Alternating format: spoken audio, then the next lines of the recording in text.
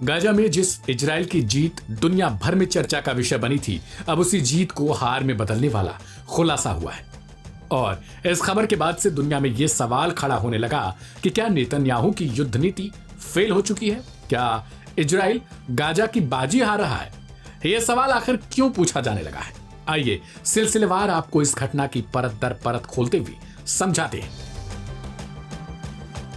दरअसल गाजा में युद्ध लड़ रहे सैकड़ों इजरायली सैनिकों की मौत हो चुकी है। परिणाम स्वरूप वहां पर सैनिकों की भारी कमी भी पड़ने लगी है। इसके लिए इजराइल चाहता है कि नए युवाओं की भर्ती हो सके, लेकिन हैरानी की बात तो यह है कि इजराइल के युवा अब सेना में जाना तक पसंद नहीं कर रहे हैं।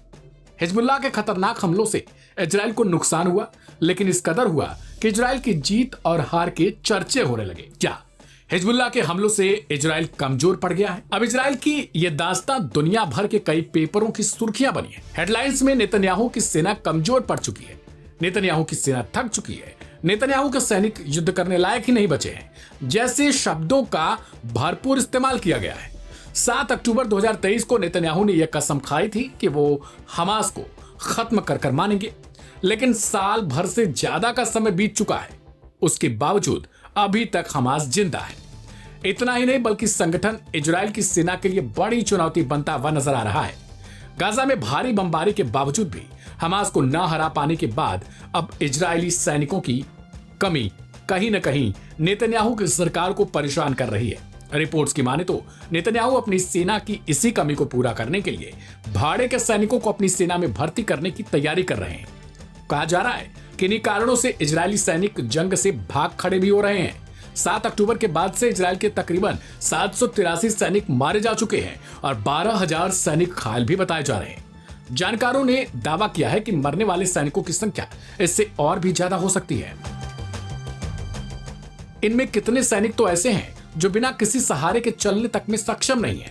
कहा जा रहा है कि इजराइल ने अब लालच देकर शरणार्थियों को सेना में भेजने का प्लान किया है। एक योजना के मुताबिक अफ्रीकी शरणार्थियों को गाजा युद्ध में भेजने के बदले अस्थायी नागरिकता की पेशकश की गई है। ये खबरें खुद इजराइल के ही कई अखबारों में शामिल हैं। सवाल है कि क्या इजराइल अब अपने सबसे बुरे समय से गुजर रहा है? ऐसे ही सवालों के कारण अब इजराइल में भी नेतन्याहू की सरकार घिर चुकी है। इजराइल के ही लोग अब सवाल कर रहे हैं कि आखिर यह युद्ध कितना लंबा चलेगा और क्या इस युद्ध से आजादी भी मिल पाएगी।